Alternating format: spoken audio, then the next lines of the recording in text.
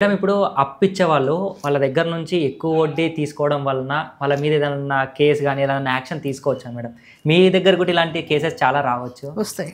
Okay. ఫోన్లు అడుగుతారు, సలహా అడుగుతారు. వాడికి అప్పిచ్చిన వాడిది ఎక్కొట్టచ్చా అని. మనకు అవసరం ఉంది, మనకి ఎవ్వరు ఇవ్వట్లేదు. అవును. అవసరం ఉంది, నెత్తి మీదకి ఉంటుంది ఏదో ముంపు. ఓకే. ఆ అవసరానికి డబ్బు ఇచ్చినవాడు మనకు ఆ టైంలో దేవుడు కదా. అవును మేడం. వాడు ఎంత అన్నాడు అది నువ్వు యాక్సెప్ట్ చేసే అతని దగ్గర నుంచి అప్పు తీసుకున్నావు. సో ఎక్కువ వడ్డీ అననే కదా, నీకేమీ లేదు, నో ప్రాపర్టీ, నో జాబ్, ఏమీ లేకుండా నిన్ను నమ్మి వాడు ఇన్వెస్ట్ చేస్తున్నాడు అంటే ఆ వడ్డీ తీసుకోవడంలో తప్పులేదు. ఓకే కదా. అవును. నువ్వు ఈ వాళ్ళు కనుక ఎక్కడికో వెళ్ళిపోయాడు అనుకో, షిఫ్ట్ అయిపోయి వాడు ఇచ్చింది వేస్టే కదా. వాడు ఎంత రిస్క్లో ఉన్నాడు పాపం, నిన్ను నమ్మి ఇస్తున్నాడు అంతే కదా. అది నేను ఇస్తాను అని అన్నావు కాబట్టి ఓకే ఇవ్వాలి. లేదు ఇంకా అంటే కొంతమందికి ఎక్కువ రోజులు అయిపోయి ఉంది అని అంటే బతిమాలండి, అంతేకాని కేసు వేయచ్చా అంటే నీకు సాయం చేసిన వాడి మీద, అన్నం పెట్టిన వాడి మీద మనం దండయాత్రకు వెళ్తావా? లేదు కదా, తప్పది. అది న్యాయ విరుద్ధం కదా. అందుకు అప్పిచ్చువాడు దేవుడు, వైద్యుడు అన్నారు. వైద్యుడు అంటే డాక్టర్ అని అర్థం కాదు, ఆరోగ్యాన్ని ఇచ్చినవాడు అని. ఒక టెన్షన్ తీసాడు కాబట్టి వాడు వైద్యుడి కింద లెక్క. సో తప్పది, వాడు మాట్లాడుకోండి. ఇప్పుడు ఎలా అంటే మేడం, ఇప్పుడు అప్పిచ్చినప్పుడు ఒక్క వడ్డీ అని చెప్పి తర్వాత అమౌంట్ తీసుకున్నప్పుడు ఇంకొక వడ్డీ, అది తప్పు, అది తప్పు, అలా జరుగుతుంది. అది తప్పది, అలా ఇవ్వకండి. మీరు ఏ వడ్డీ అయితే మాట్లాడుకున్నారో ఆ వడ్డీకే ఇవ్వండి, అంతేగాని ముందు ఇచ్చినప్పుడు రూపాయి వడ్డీ, 2 రూపాయలు, రేపు రూపాయి వడ్డీ బ్యాంకులోనే లేదు, 2 రూపాయలు వడ్డీ మామూలుగా.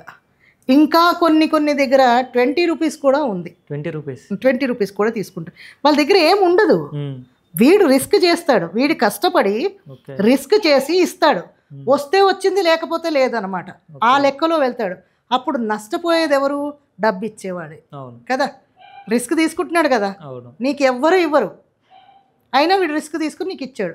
20 రూపీస్ ఇవ్వడంలో నష్టం లేదు, నీ అవసరం గడుస్తుంది అక్కడ.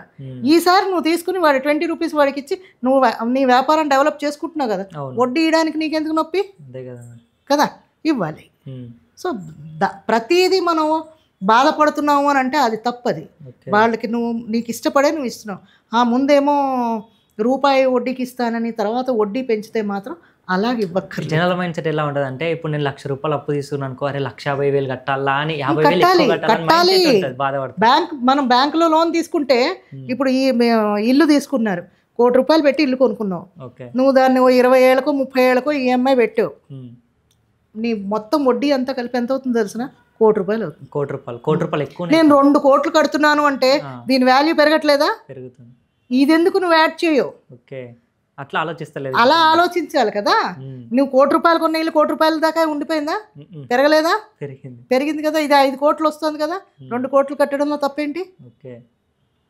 ఇప్పుడు ఏదో వ్యాపారానికని తీసుకున్నావు, నువ్వు వ్యాపారంలో వృద్ధి చెందావు, లేదు అది నీ నెగ్లిజెన్స్. నువ్వు కష్టపడితే బాగుపడతావు, ఇంట్లో తిని కూర్చుని సోమరిపోతులో ఉంటే నష్టపోతావు. అప్పిచ్చిన వాడిది నేను ఎక్కొడతానంటే చాలా తప్పు, చాలా తప్పు. ఎక్కువ వడ్డీ తక్కువకి ఇస్తానని ఎక్కువ అడిగితే మాత్రం అలాగ ఇవ్వకండి. తర్వాత నేను ఇంత ఇచ్చుకోలేను ఏంటి, లాస్ట్ అమౌంట్కి వచ్చిన తర్వాత ప్రతి వ్యక్తి ఇదే అడుగుతాడు, నేను ఈ నెల కట్టలేకపోతున్నాను ఏంటి. ఒకళ్ళు అయితే నాకు ఫోన్ చేసి బైక్ తీసుకుని 1 నెల రోజులు అయిందిట, ఈఎంఐ కట్టలేకపోతున్నాడు. ఫస్ట్ మంతే కట్టలేకపోతే నెక్స్ట్ మంత్ నువ్వు ఏ బేస్ మీద కడతావు కదా. వాడు అడగడంలో తప్ప. 5-6 నెలలు కట్టాక ఏదో లాస్ట్ మంత్ నేను కట్టలేకపోతున్నాను, నెక్స్ట్ మంత్ వరకు టైం అంటే ఎవడైనా ఇస్తాడు. రిక్వెస్ట్ చేయాలి, అంతేకాని ఫస్ట్ నెలలే నేను ఏమి ఇవ్వలేనంటే నువ్వు దానికి ఎలిజిబుల్ కాదు. లోన్ తీసుకోగానే సరికాదు, కట్టాలి ప్రాపర్గా. ఓకే. ఫైనల్గా ఇప్పుడు ఇంట్రెస్ట్ తీసుకోవడం వలన తప్పు లేదంటారా మేడం? మన అవసరానికి మనం తీసుకుంటున్నాం, తప్పు లేదు, అది కట్టాలి. ఇంట్రెస్ట్కి మనకి ఎవరు ఇవ్వరు, ఇవాళ రేపు ఏ సెక్యూరిటీ లేకుండా ఎవరు ఇవ్వరు. అలాంటప్పుడు వాళ్ళు రిస్క్ చేసి ఇస్తున్నారు అన్నప్పుడు మనం పే చేయాల్సిందే, ఎవరికైనా పే చేయాలి.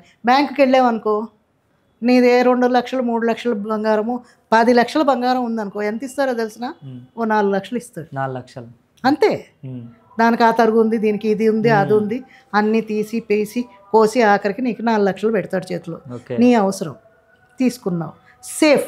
ఆ 4 లక్షలకు మళ్ళీ ఇంకా అమౌంట్ కట్టాలి కదా. వడ్డీ కట్టాలి కదా మరి. వాడు 4 లక్షలు నీకు ఎందుకు ఇస్తాడు? నీ బంగారం అక్కడ పెట్టావు, వాడు లాకర్లోనే పెడతాడు, దాని మీద ఏం తెచ్చుకోడు వాడు డబ్బు. ఓకే కదా. మనం వేరే వాళ్ళ డబ్బుల్ని వాడు రొటేట్ చేస్తాడు. ఈ ఈ మరి వాడు వడ్డీకి కట్టకపోతే ఎలాగా? కట్టాలి. మన అవసరానికి మనం తీసుకున్నప్పుడు కట్టాలి. ఓకే. ఈ చిన్న చిన్న వ్యాపారస్తులు అది కూడా లేనప్పుడు వాడు సొంత ఓన్ రిస్క్ మీద డబ్బులు ఇస్తాడు. అక్కడే నీకు వడ్డీ ఎక్కువ ఉంటుంది. అవును మేడం. అది 20% అంటే 20 రూపీస్ చొప్పున తీసుకుంటాడు.